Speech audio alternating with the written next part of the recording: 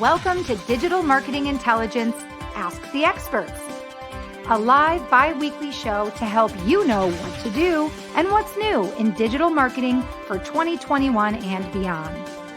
Ask questions, suggest topics, and grow faster with actionable insights and proven strategies from the world's leading experts.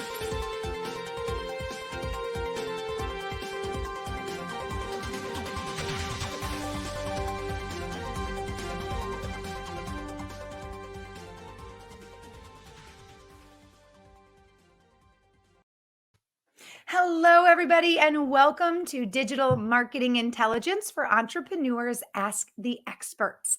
My name is Marissa Morgan, and I'll be your host today. I'm also the Business Development Manager at Ngagge. And on behalf of myself and the entire team at Ngagge, I'm excited to welcome you to today's show. Today's show is actually the first of a 4-part series with a very special guest who's going to discuss with us and teach us how to increase conversions by more than 200%. Our guest is a former director of marketing of the world's largest social media marketing resource, and he's also a CRO expert. If you're saying, what CRO? We'll explain in just a minute, so don't go anywhere. Today is part 1 of 4, and we're going to be talking about conversion rate optimization. There you go. That's what CRO means. Conversion rate optimization and customer mindset. So I don't want you to go anywhere. And as we dive into today's talk, I want you to know that today's talk is live. It's interactive. If you have questions or comments for our guest, leave those in the comment section below, and I will bring them up throughout the show for our guests to answer live. So consider this literally a masterclass, a 4-part series masterclass on conversion rate optimization, and include any questions or comments you might have. Now, before we get started, I just want to give a quick mention to the producer of our show, and the producer of our show is Ngagge, the company. And if you've not heard of Ngagge yet, I want to encourage you to just jot this down. It's www.ngagge.com. That is the website for Ngagge. And what you can find there is a cloud-based, subscriber-based platform that is filled with free forever tools to help you grow and scale your business. Tools to help you with organizing your contacts, your scheduling, automation, tools to ultimately help you optimize your customer experience, which is a way to get ahead in today's competitive marketplace.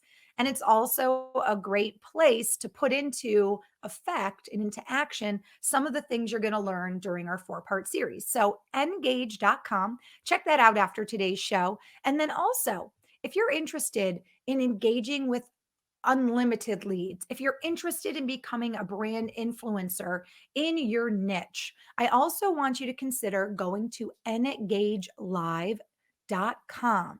NGAGGE live.com.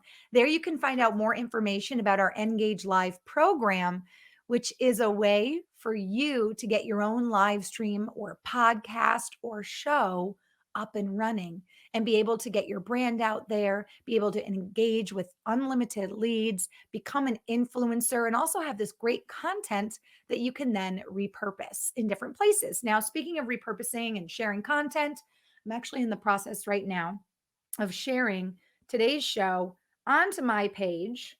And I want to encourage you to do that too. This is a live interactive show. If you're watching right now live, go to the bottom of your screen. There'll be a little arrow. You can actually share today's talk right to your own LinkedIn. And as we all know, sharing content is a great way to get more engagement on your page. Okay. All right, without further ado, I want to introduce you to today's special guest. He is joining us all the way from sunny San Diego, and his name is Colin Lepiscopo. If you don't know who Colin is, you need to, because his resume is not only impressive, but he has a couple fun special skills that I'll share as well. He's kind of a guy you don't want to mess with. Listen for more, I'll tell you. He is the director of campaign strategy for the Global Leadership Network.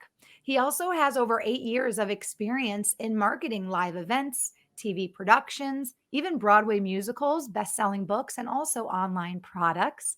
He is the founder of Meta, which is a CRO, that's a conversion rate optimization agency that helps businesses grow. And when I said he's someone you don't want to mess with, he also is a Brazilian jiu-jitsu blue belt. So I'm telling you, you don't want to mess with him when it comes to, ticking him off, but he is someone you want to mess with and get his input if you're interested in figuring out how to better optimize the way that you're connecting with leads and customers and the way that you're building your brand. That's what he is so wonderful at. Now, Colin, welcome. Welcome to today's show. Thank you for being our guest expert on digital marketing intelligence for entrepreneurs.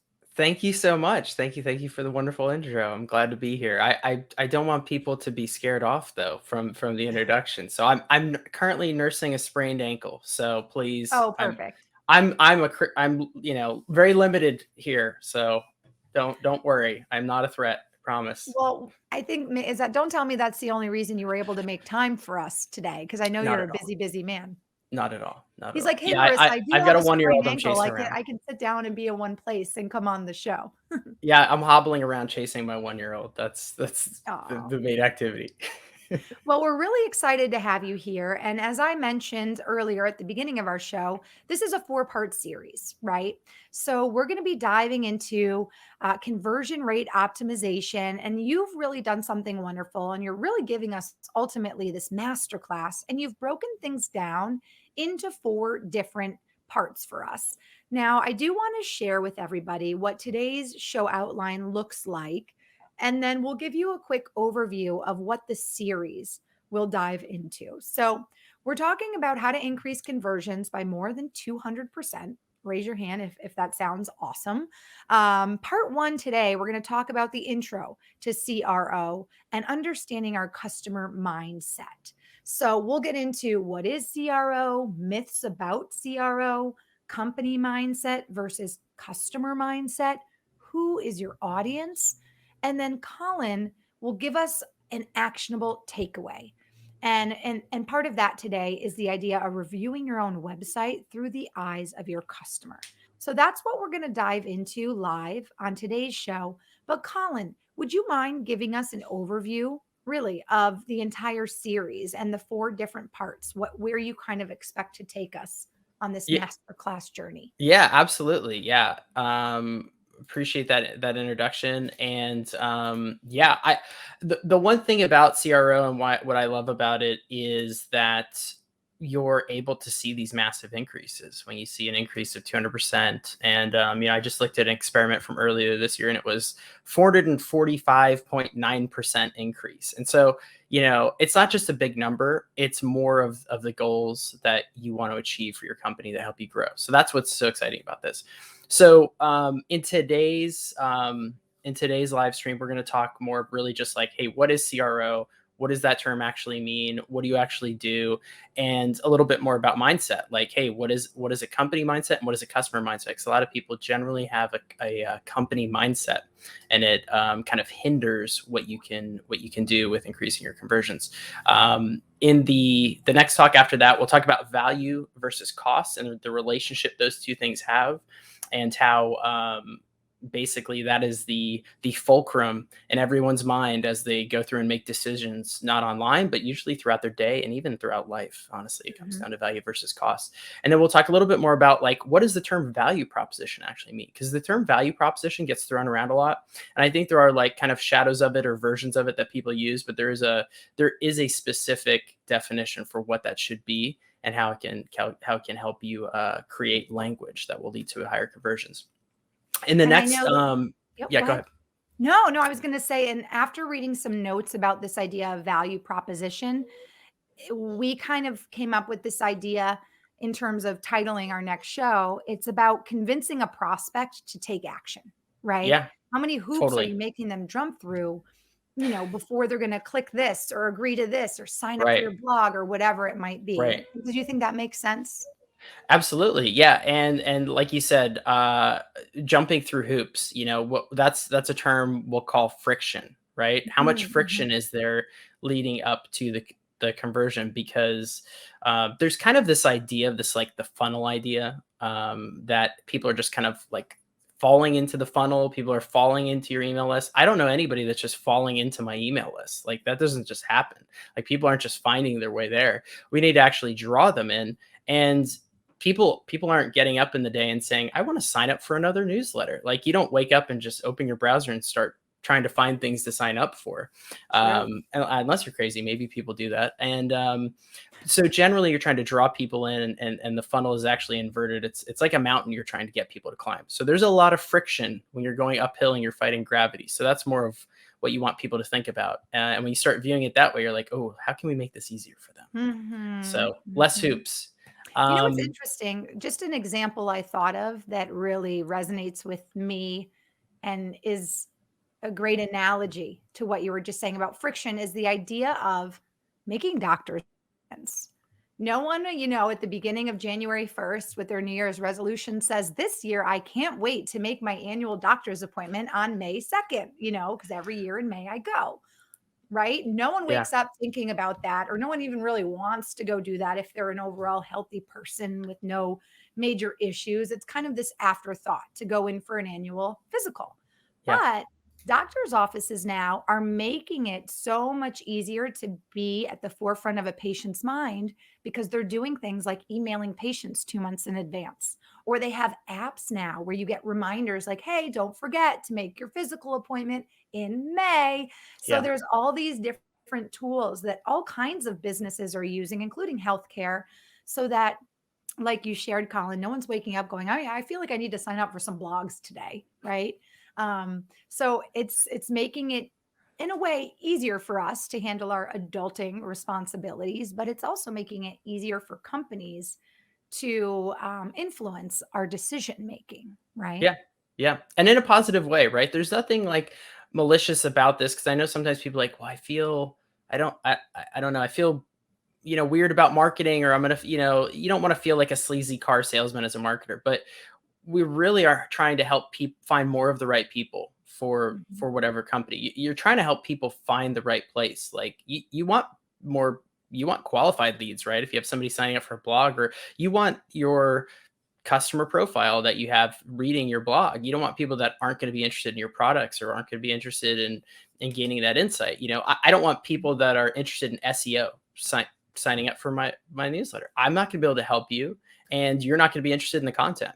So you really are trying to find more of the right people that are like, yeah, you're interested in CRO? Great. Let's talk more, So makes sense. A qualified lead and a lead that is interested. Absolutely. One of those is worth gold compared to 20 or 30 or 100 unqualified, uninterested leads. Quality over quantity. Well, let's dive into today's talk, because we do only have an hour, and I feel like you are such a wealth of information. So I want to use our time wisely.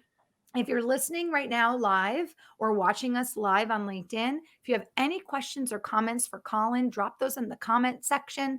I'll make sure to get to every question and comment. And just let us know where you're joining us from today. Colin's live in San Diego. I'm live in Wayzata, Minnesota. So we are a global show. We'd love to know where you're tuning in from. Okay, Colin, let's just talk about the big money question of the day that's getting this whole, 4-part series started. What is CRO? So CRO is conversion rate optimization, and conversion rate optimization is the process of increasing the percentage of prospects who complete a desired action. I'll say it again. Conversion rate optimization is the process of increasing the percentage of prospects who complete a desired action. So when we talk about a couple of keywords, there's prospects. That's anyone who's landing on your website, anyone who's seeing marketing materials. And we talk about the reason we say desired action, because that conversion can be anything that you want your prospect, your potential customer to do. So it's not just sales. A lot of times people just think about sales and they think about the bottom line. It can be signups. It can be clicks. It can be opens. It's any one of those things. It can be, what thumbnail they click to watch your YouTube video, and then they get to your channel and they subscribe. And it can be which email subject line leads to a higher open rate. So any of those can be a desired action that you're going to have. Now, ultimately, you're going to have a what's at the top of the mountain, right? And at the top of the mountain is that big conversion. It's that final sale. If you have a big event, or if you have a big product, but there's lots of micro conversions and lots of micro steps leading up to that. So when we talk conversion rate optimization, it applies to all of those. So that means Google ads, Facebook ads, all your PPC, all of those things. So all of those things can be optimized. So the process of increasing the percentage of prospects who complete an action, and as you shared, sometimes there's many little almost micro actions that lead up to the ultimate action, which would be a Yes. purchase, a sale, a blog sign up, Right. video download, etc. Yes. Yeah. Do you find that in today's really evolving rapidly digital marketing world, that increasing your CRO is becoming more difficult? CRO is becoming noise, all of the options, all of the choices that customers have? Or do you think it's becoming a little bit easier because of people like you, your agency, tools, a better understanding that people don't just fall in the funnel? Do you think it's becoming harder to achieve higher conversion rates, or do you think it's becoming a little bit easier, or is it kind of all over the board?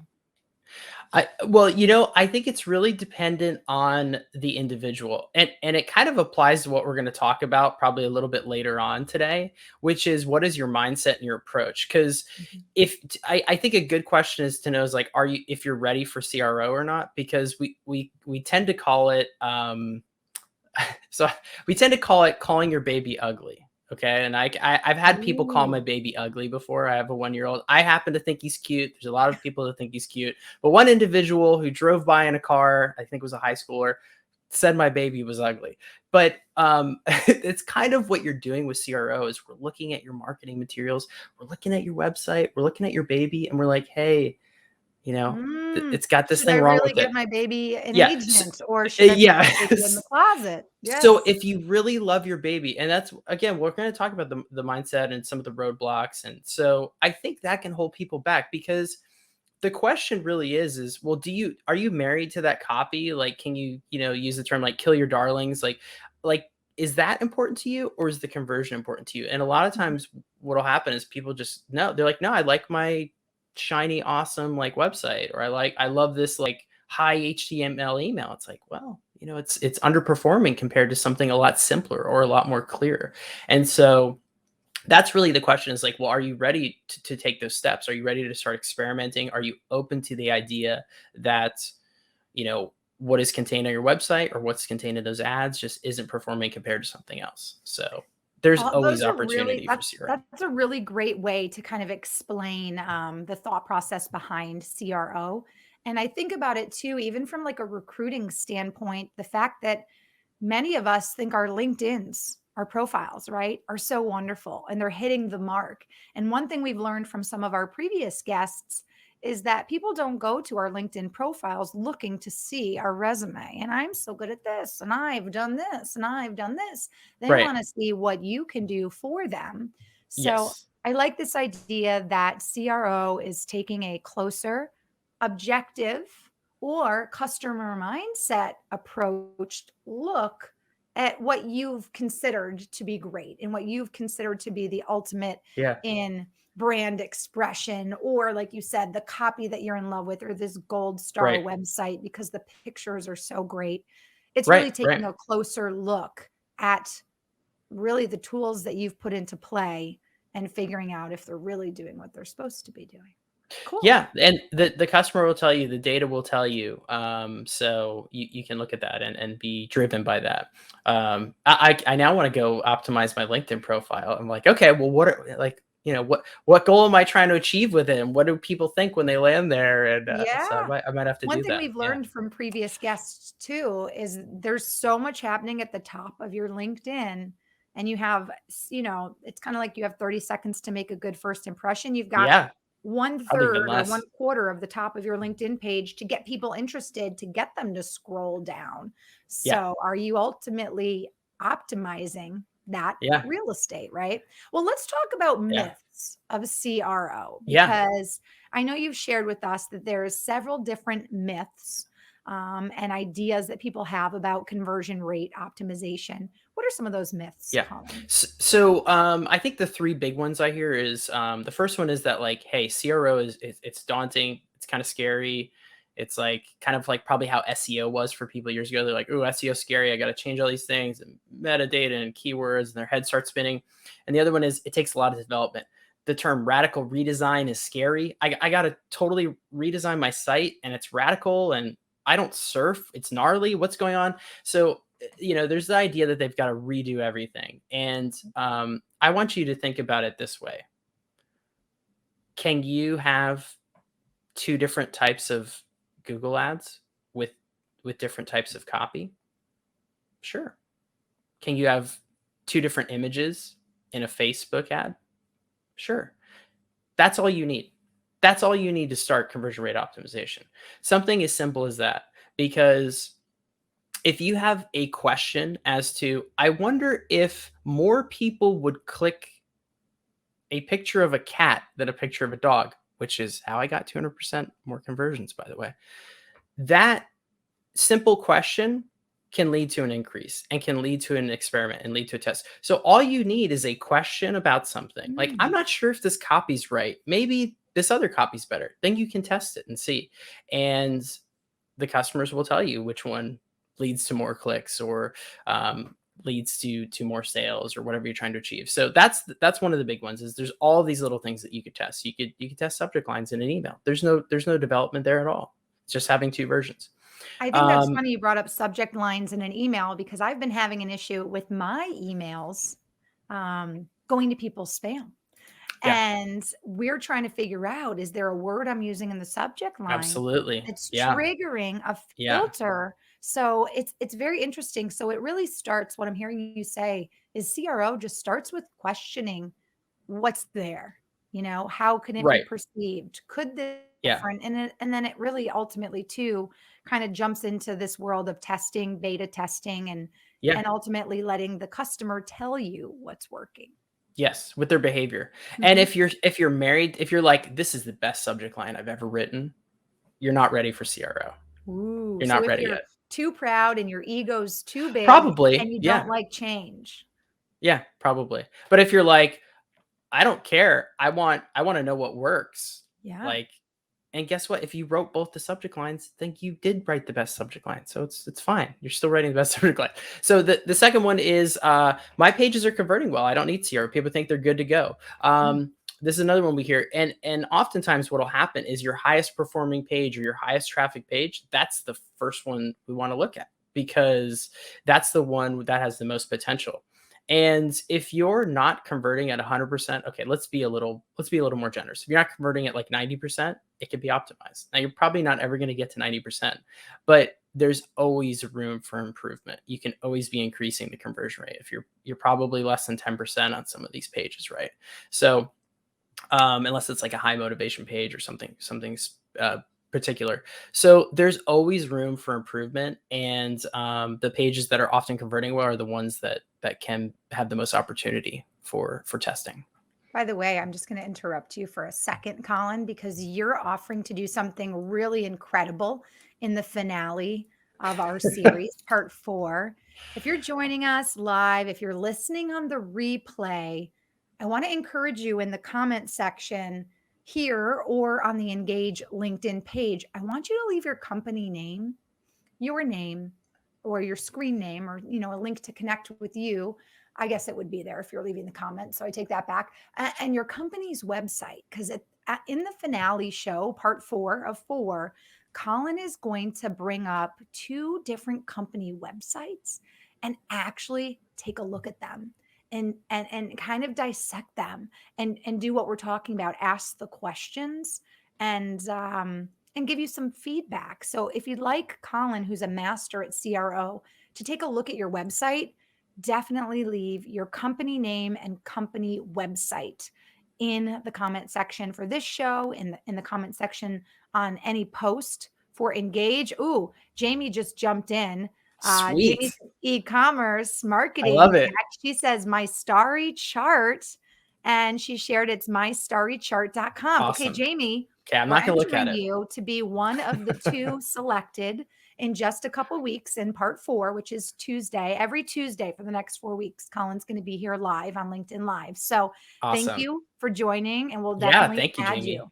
Excited. I'm Awesome. excited to look. I won't look at that till the final. It's gonna be tough. Yes, I was But going to say, Colin, no yeah, cheating, no I looking at won't. any, and you cannot pick. I'm literally going to put down everybody's things and Yeah. put them in a hat, and Okay.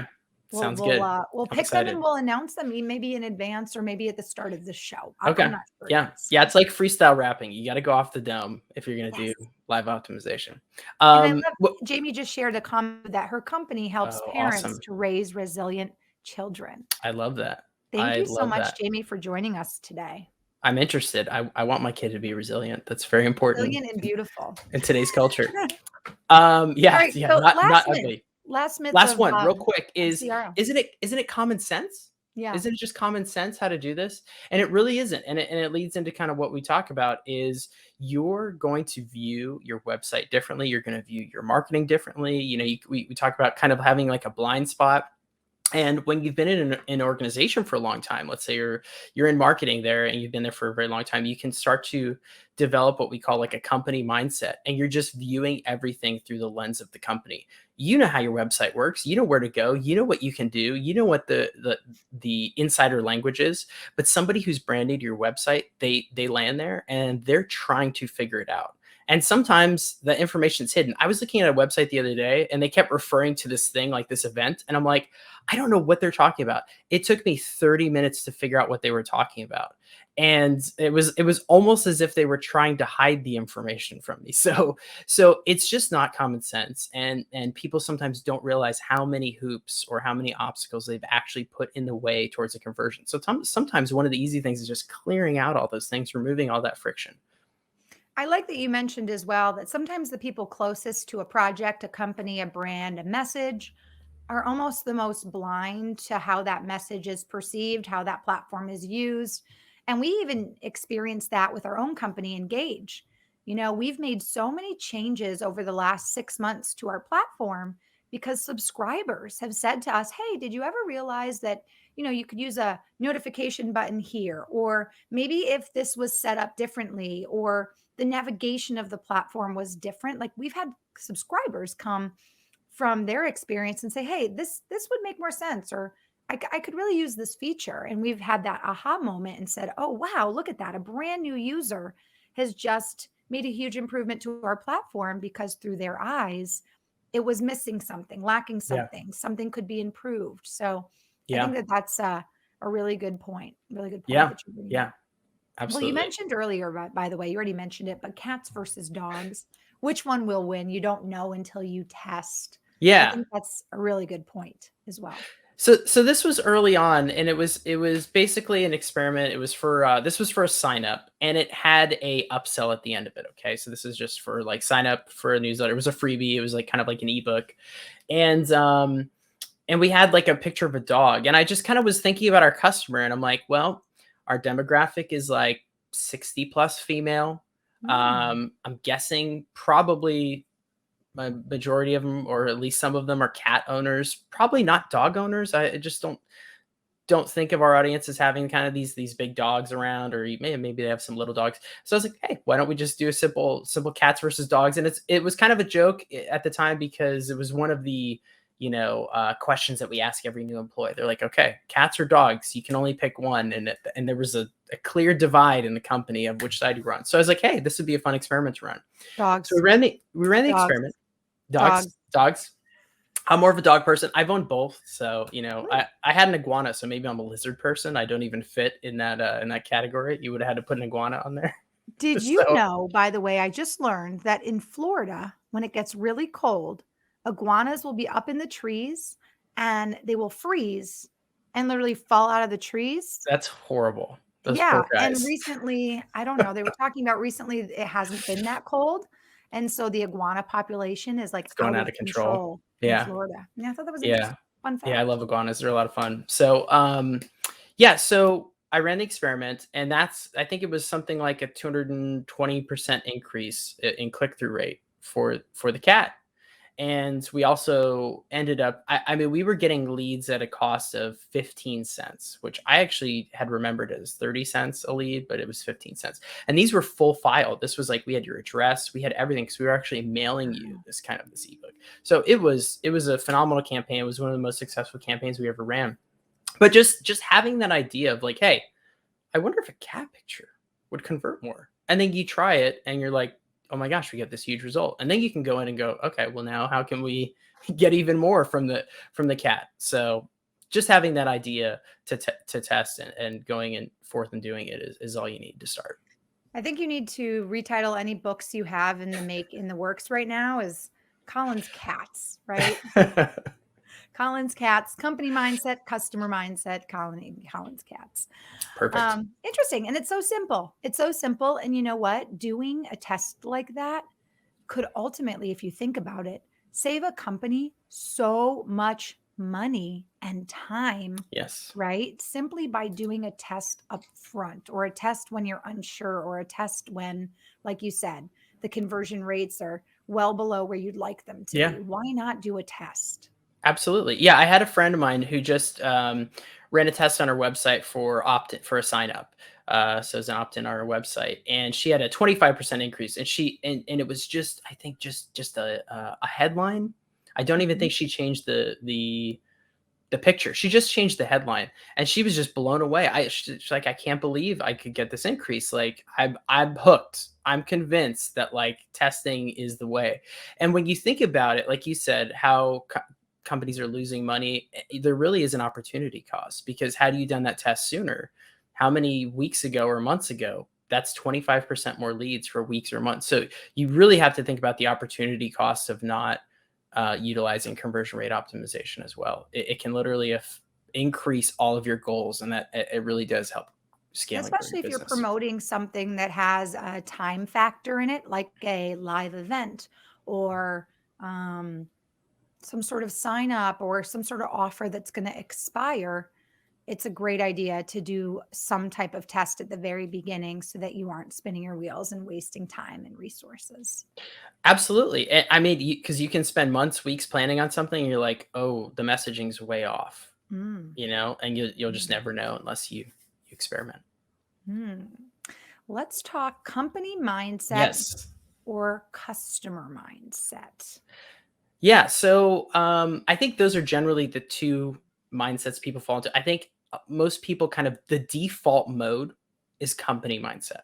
And Mhm. that is the main problem behind all of this, and why it's not just like common sense or something like that. So some questions to kind of think about, how do you feel about your website is a question. Mhm. You might feel great about it. You like we talked about, like some of these websites, like they love it. They're not ready to change. They think it's great. So how do you feel about it?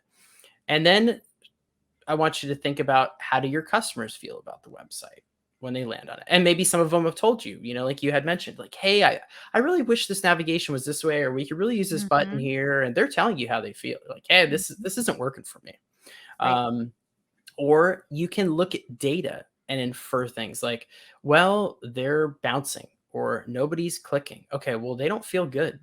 They're not taking the desired action because they're not feeling maybe secure. There wasn't enough clarity. There's something there that's causing them to not feel good. So Mhm. think about that. How do you feel about your website? How do your customers feel about your website? And then, which is more important to you? That's the ultimate question. Is how you feel about your site more important to you than how your customers feel about your site? And so the key behind this is to try to figure out how your customer thinks, and then how they're going to behave, and then adapt your site for them. And that's where the testing comes in, and that's where the data comes in, and helping to guide those decisions. So when we talk about some things that kind of will indicators that you're landing in company mindset is, are there like terms or phrases on your site? Are there like products Mm. on your site that completely, that you pretend like you don't know what that product is, and start looking at your page and see if you can figure out what your product is, or show it to somebody. That's why we like Mm. doing these live optimizations. Show it to somebody who doesn't know your website, doesn't know your product, and can they figure out what your product is, what they're supposed to do on that page, where they can get the information they need to get.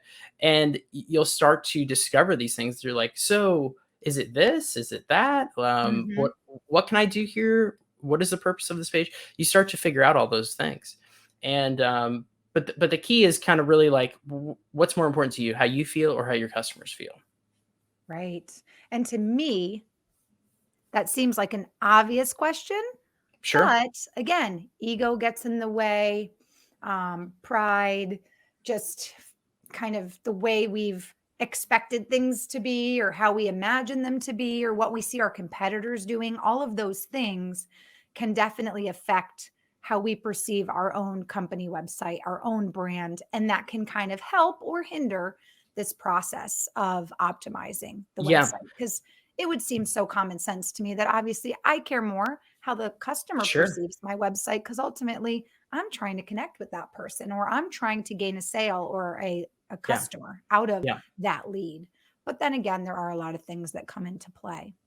Well, Hey, in your oh, go ahead. another important thing you said was your competitors, because a lot Mhm. of people will do that, and I've even seen experts suggest this. They're like, look at your top 5 competitors and just copy what Mm. they're doing. Well, the reason that's not good advice is because you do not know if they tested their website at all. You don't know if they tested anything, Mhm. so they don't even know if their things work. So you're just copying something that you don't even know if it's been tested and works. Um, you don't know their metrics. You don't know, like, I mean, unless maybe they gave you access to their analytics or something. I'm guessing no, but you can't just blindly copy your competitors either. That's not the answer to this. Right. Right. Hey, Colin, in your experience, do you find that most of the clients who come to your agency, Meta, are feeling confident about their website, feel like it's a gold star, A, for not only effort, but the conversions it should be experiencing? Do you feel like most companies are happy with their website and really ultimately confused as to why the conversions aren't happening? Or do you find the majority of your clients are confused, they don't know where to start, that they're not happy with their website? Do you find Yeah, that the good pendulum question. swings one way or the other, or is it a Yeah, mix? that's a really good question. So, I think there's been people that they just don't know. They're like, I'm not sure what's happening here. I spent all this money on an ad and nobody clicked it. Mhm. um, Mhm. or they got to this, they didn't take the desired action I was trying to take. Um, and then I've had clients who are like, hey, this is a great product. Everything is great. We set everything up, but we're not getting the conversion that we expected. You know, Mhm. and that was one where they're confused. They just don't know. They're like, they're a marketing agency. They're really great at what they do. They had like the number one, YouTube ad or something last year. Right. So they're really good at what they do, but they were just confused. And so I looked at stuff and I was like, hey guys, like, I'm noticing this big problem here. And then they were like, oh, we didn't even think of that. So they just weren't viewing it through the lens of the customer. Like we talked about, kind of some of the things that customers will experience. Like, it might be not clear to them. Mhm. They might not trust your website. Like, is there enough things that will build trust? They're going to feel anxiety at all of these points. Like, and it's just natural to us as humans and us when we Mhm. convert. Like right before you hit that pay now button, or right before you hit that complete checkout button. It's like, that's why there's abandoned cart emails. Like, how many carts have you abandoned in your lifetime? Probably a lot, right? I And don't there's really reasons. wanna You're like, admit that answer, but yes, right. How it's a many times have lot. you filled out everything and you get to the credit card info and you go, I'm not ready to put in my credit card info. And then you Right. click off and then you go, okay, maybe tomorrow. And then tomorrow you go all the way through the conversion process. Like, you stop at a certain point. There's something holding you back there. Maybe it's Mhm. anxiety. Maybe there just wasn't enough value communicated to a high cost that you're paying. All of these things come into play. So you have to kind of think through each of those things as how a customer would approach that. But when you're looking at it, you're just looking at like, okay, what do we, as a company, you would look at, what do we need in the checkout? Okay, we need Mhm. them to fill out this. We need the credit card. We put a button here. Okay, good. And then, oh, we should probably like do a thank you page so we can track this, right? Like Mhm. you're probably doing something like that, instead of thinking about like, go through this conversion now as if you were a customer, right? And a good way to do this, I think we talk about this in a later training, is think about your own conversions. Think about the last thing you bought. Think about what it took to get there, especially the journey too. Like, did you go through an email? Did you see Facebook ads? Have you been a subscriber for a while? All of those things are like information about how we, ultimately are going to like buy products or sign up for things like that. I like that you brought that up because when you were sharing that scenario of how many things are you clicking, abandoning a cart, one experience I had, and maybe if you're listening and you've experienced the same thing, and the frustration, I recently purchased something from a social media app, and it was something I needed. Let's just say I needed it about 2 weeks later. And I thought for sure if I order this, I'll get it in time. And sure enough, it ended up being something that was made and manufactured in China, even though they tried to act like it was made in Italy. Oh, And the tracking of it literally took, I think, almost 5 weeks from oof. when they told me it was leaving the warehouse to hobnobbing around other countries to then being at the port to leave Europe to then being on this slow boat. And ultimately, the slow boat from China was a real thing. And this Yeah. product came from China. And I was so upset um, because I needed it and the time frame came and went and I didn't have it. And I literally could see it on the boat.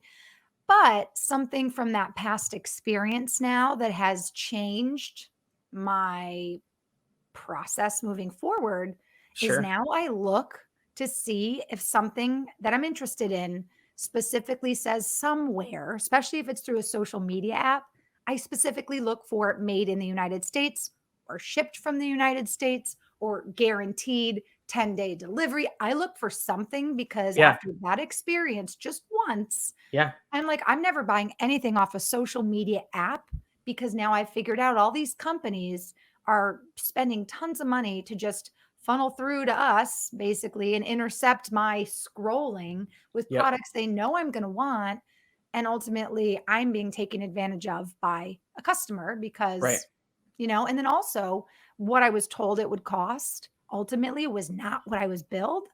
Wow. And I went through, a provider and it was like, oh, a $6 difference. So it was one of those things where I'm like, oh, maybe that's the tax because they said it was coming from Italy. Now it's coming from China, which I didn't know. Yeah. But it's like $6 difference doesn't make me want to contact the provider and make a Right. stink about it. But if Right. a company like that is falsely, charging Yeah. $6 for every person who purchases times thousands and hundreds of thousands of people, you know.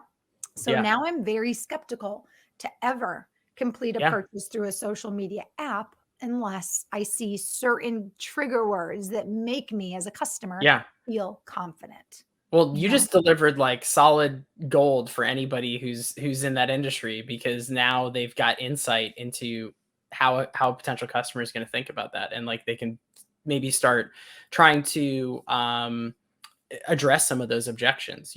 But some important things that you mentioned, it's you felt like took advantage of. They Mhm. didn't meet your expectations. Mhm. And that negative experience is now changing how you're going to convert online. And now you're Absolutely. looking for certain things, so now it's going to be harder for companies to convert. And I think that's also key to just customers in general. Mhm. You said the word skeptical, and that's exactly the word I would use. That is how they're going to approach your site. They're not approaching it the way you think about it. You're not skeptical when you look at your site. You look at your site and it's You're great, like you right? It's think, "Why wouldn't somebody?" It's the extreme opposite. You think, right, right, "Obviously, someone's gonna think this website's beautiful." Like you said, I think my baby's beautiful. right. They're Obviously, someone's gonna buy my cool product. right. They're landing there and they're going, "Is this real? Is this a Mhm. legit site? Is this gonna like Mhm. steal all my information? Am I, Mhm. especially you're handing over a credit card? What are they doing with my credit card? Is this safe? Is it secure? Is it, is the site secure? Am I gonna Right. get what I pay for? Am I gonna get it on time? Is this really the price that I'm supposed to be paying? So all of those are some of the questions that potential customers are gonna have. What makes me sad too when I think about my experience and how it affected me, that company based in China spent a ton of money to literally get to everybody they wanted to get to. And we're going to talk about that just, I think, in a minute, like how to get to your audience. And I think about the small, you know, female owned soap company in Iowa, Right. right? That makes organic, homemade, crafted soaps that is also using the same social media platform to get their brand out there, probably with a lot less money, Yeah. probably with a lot more overhead. And I think about, how they're impacted from something that's just completely not related, Yeah. and how they have to work harder to prove, what they're selling and what they're doing and that it's legit and that you'll get it in time, that they won't overcharge you because of what all these other companies that have the ability, you know what I mean, Yeah. to kind Yeah. of you know, kind of shed some retail scenarios in a very negative light. So it kind of makes it Yeah. harder for the smaller businesses. For sure. And there's great places where people that are, hey, I'm looking for the small pop shop, and they can go to Mhm. places like Etsy and stuff and find that, which Right. is really cool. And I mean, I know people that they've got like six-figure businesses on there, and you're like, that's awesome. People are, customers are finding them, and they're doing great there. So really cool. Absolutely. Well, Yeah. let's talk about our last bullet point for today's talk, part 1 of 4 with Colin Lepiscopo. Let's talk about who your audience is, how you Yes. target them. In your experience, Colin, how do we find them? How do we learn more about what they're purchasing and where they're hanging out? Share with Yeah. us some tips on how to target the right audience. Yeah, so really the question is just like do you know your audience, like who you're targeting? A good example was, I remember I had a client early on, and they had some ads, and they were targeting like everybody. I remember it was like if there were like check boxes they could click in like a Facebook audience, like they clicked everything. And I asked them, I'm like, why are you, because I was thinking about like who their audience was, and I'm like, well, it's probably like males between age 45 to 55, and they play sports and they go to the gym and they do, so and so. And he's targeting everyone. He's targeting, 60-year-old females who own cats probably. And he's like, well, I don't want to leave anyone out. Like I don't want to miss anybody. And it was just funny to me, because I'm like, well, when you don't aim, when you aim at nothing, you hit nothing. You have to aim at your specific audience that your product or your service or your website is designed for. So there are like great, like, avatar building tools and things like that. But what tends to happen is people, and I know I've been talking about demographics, but people tend to focus on demographics because it's the easy thing and you can look at the data. But what you really want to try to focus on rather than demographics is behavior, which means, where does your audience hang out? Like, what social platforms do they use? What websites do they go to? What other products do they purchase? What other Mhm. services do they purchase? Um, and then think about, like, well, what matters most to them in their lives? Is it, if you're doing coaching or something, is it like self-development and personal improvement? Is it Mhm. getting gains at the gym? Is it building their business? Is it becoming a better parent or learning how to cook better meals for their kids? And then what do they ultimately want to accomplish? Like, what are their big goals?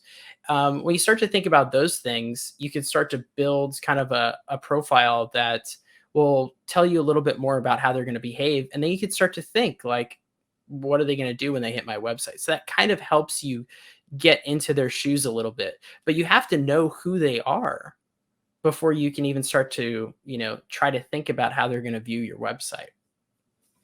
All really good tips. So understanding what they purchase, what matters to them, what do they want to accomplish? Like, what are their needs in terms of, obviously, one of the biggest things we talk about on our show is part of being relevant is painting the need of a customer and then following up with how your product, your service, your, you know, whatever it is that you're putting out can solve that need, that pain point.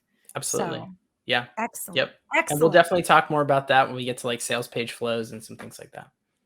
I love it. I love it. I feel like I'm getting really excited for what's to come. So Yeah. Yeah. let's talk about, our actionable takeaway for part 1 of 4 on conversion rate optimization. What is the first thing you want to suggest to someone either watching the live show today, watching our show replay at the Engage live show library, or listening to a podcast version of today's show?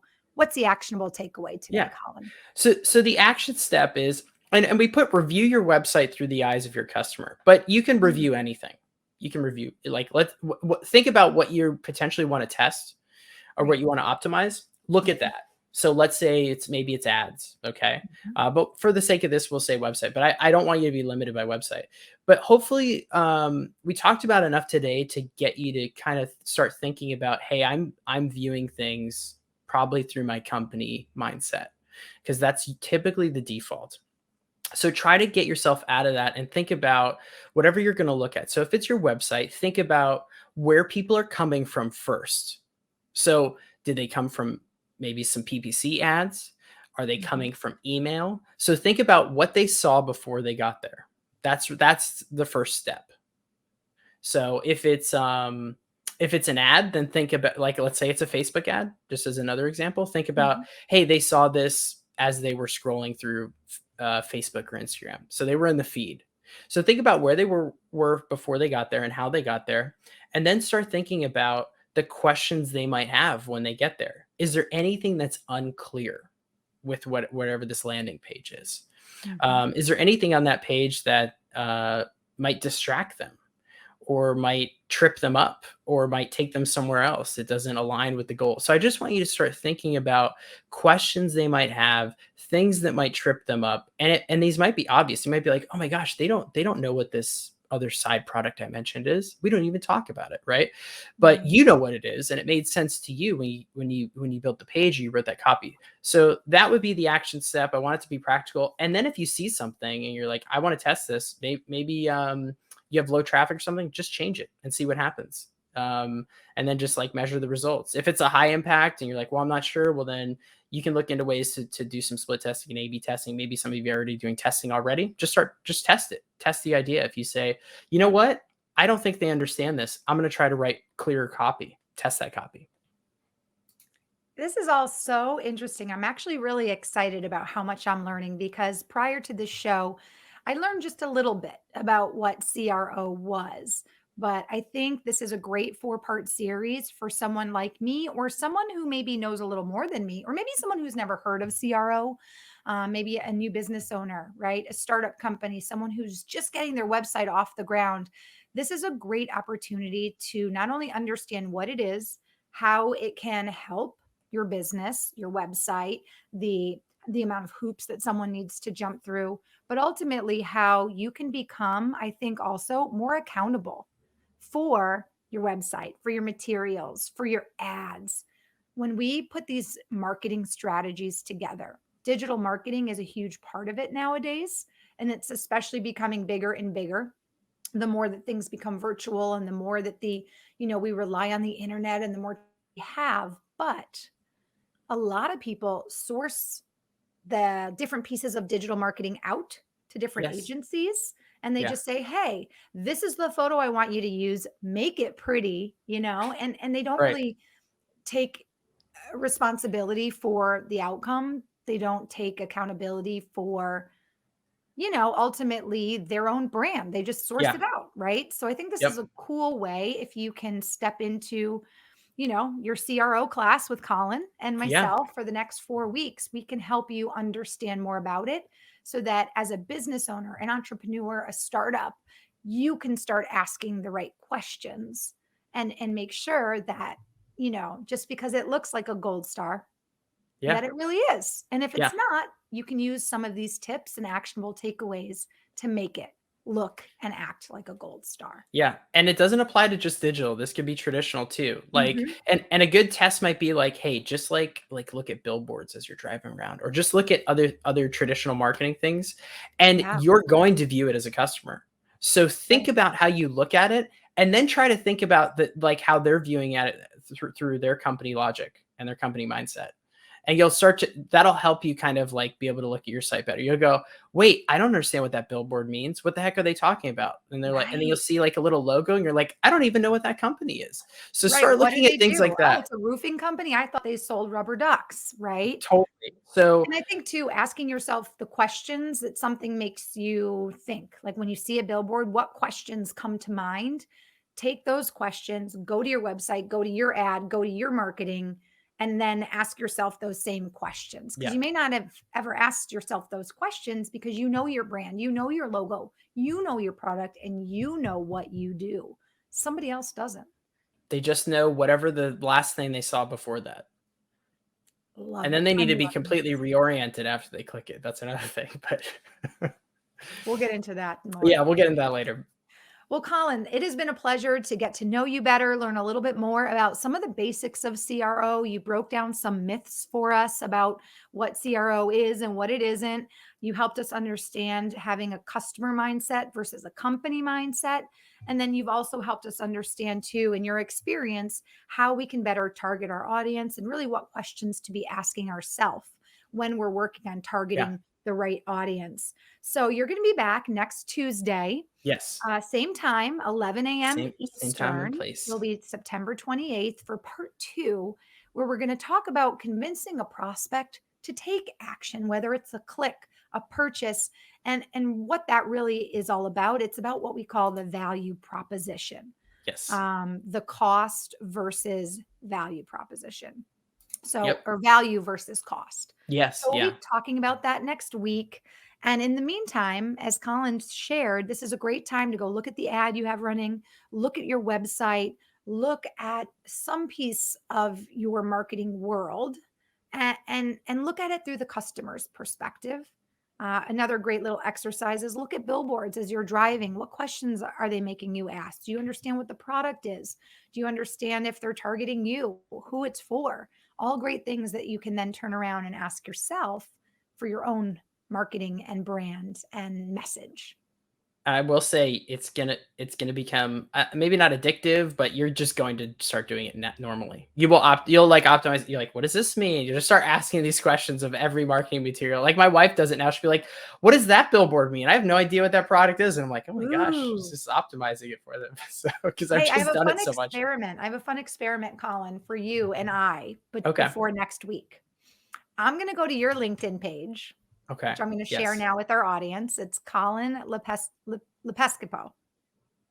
Did I say that right? I said it right at the Lepiscopo. beginning. Yeah, Lepiscopo. that's good. Okay. Yeah. It's and for those of you listening on the podcast, find Colin on LinkedIn. It's ColinLepiscopo. That's how you spell his name. I'm going to go to your LinkedIn profile page and I'm going to see if I feel like you're maximizing the top real estate of your I'm profile. probably not. If I'll tell you right now, I'm not. You don't think so? Okay. Well, I'm going to go look and I'm going to see if I can maybe make 1 or 2 notes on things I think you can improve on your page. I will tell you, I will kind of offer a little bit of a challenge though. If anybody can discover what my banner is from, I will give them a gold star. Ooh, okay. Well, I'm always up for a challenge. So make sure after today's show, you go and visit Colin's LinkedIn page. And then also, let's talk about what our audience can find on your website, metathesite.com, Colin. Yeah, if you think, hey, you're ready for some CRO, or hey, you just want to like stay in on like some of the insights, I'm going to be sharing some case studies and some insights from client work. If you're interested in continuing the conversation and talking more with me, you can reach me there or at LinkedIn. Wonderful. Thank you so much, Colin. I'm going to let Awesome. you go and let you prepare your notes for next week's show. We're so excited to have you back. So, Colin's next show will be Tuesday, September 28th. Part 2, convincing a prospect to take action, your value proposition. And if you're just joining us, maybe you missed the beginning of today's show, you're going to be able to catch the replay of this show with Colin in a few different places. We will have it on LinkedIn. We'll repost it in just a few days. So you may be able to catch it there. We'll also have it in our show library. And you can visit our show library by simply going online to engagenge.com/live-show-library. That's where all of our guest shows will live for eternity, Colin. So our audience can definitely go there to catch your show replay. But I want to encourage you to do that, especially because for show number 4, Colin's actually going to pick 2 different company websites and we're going to optimize them live for show number 4. And we had Jamie drop her company name, mystorychart.com, in the comment section today. So I want to encourage you to go to LinkedIn and visit the Engage company page where you'll see some replays of today's show throughout the next week. And you'll also see a post we'll put up for sure to let you know the date and time of next week's show. Drop your company name and your company website there for your chance to enter to be one of the 2 companies that we choose for his finale show in October. How exciting! That's going to be really That's neat. exciting. Yeah, Really I love neat. that. Well, Colin, it's time for me to share our Engage news of the week with our audience. So I'm going to Awesome. let you go. Great. And I look forward to seeing you again next week. And we'll get into part 2 of 4, continuing our, I always want to say customer rate optimization, conversion rate optimization for part series on how to increase your conversion rate optimization by up to 200%. Awesome. Thank you so much for having me. Appreciate it. Love being here. If you guys have any questions, let me know. Absolutely. Drop any questions you have in the comment section, even if you're watching this show right now on a webinar replay, because we do get those questions and we will bubble them up to Colin and we'll email you a response back. Colin, thanks again so much. I'll see you Thank next you. Tuesday. Bye, guys.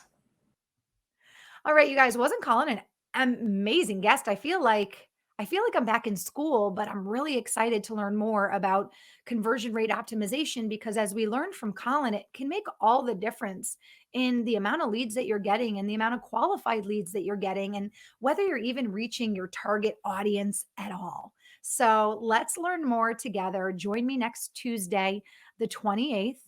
That'll be at 11 a.m. Eastern for part 2 of 4, where we'll get into talking about your value proposition. Okay, just really quick, before I let you all go, our Engage digital marketing news of the week this week has to do with Facebook.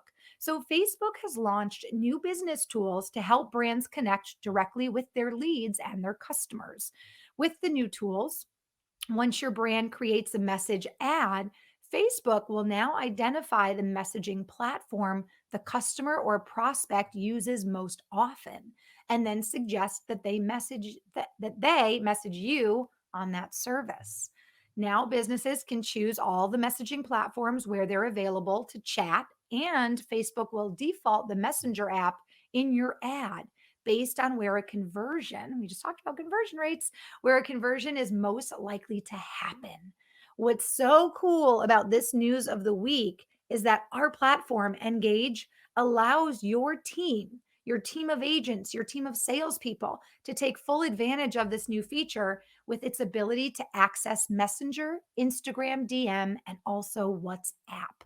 So no matter where you're targeting your customers, when they message you, all of their messages will come into the Engage platform in one place. So that way your agents can best answer questions, converse with your clients, your leads, provide information to them, and everything is streamlined. And there's also context. So agents can actually read previous messages all in that same place as well. So guess what? That leads to an optimized customer experience. Your customer feels important. Your customer feels like they can access you and they don't feel like a number. They feel like you care about their needs, which is what it's all about. Cool. Very cool Engage news of the week this week. Okay, if you're just tuning in and you missed the show, I shared it, but I want to share it again. Don't forget to go to our Engage company page on LinkedIn, Ngagge. That's how you find us. Our logo is a brightly colored rainbow cog. There you can follow us for more show dates and times.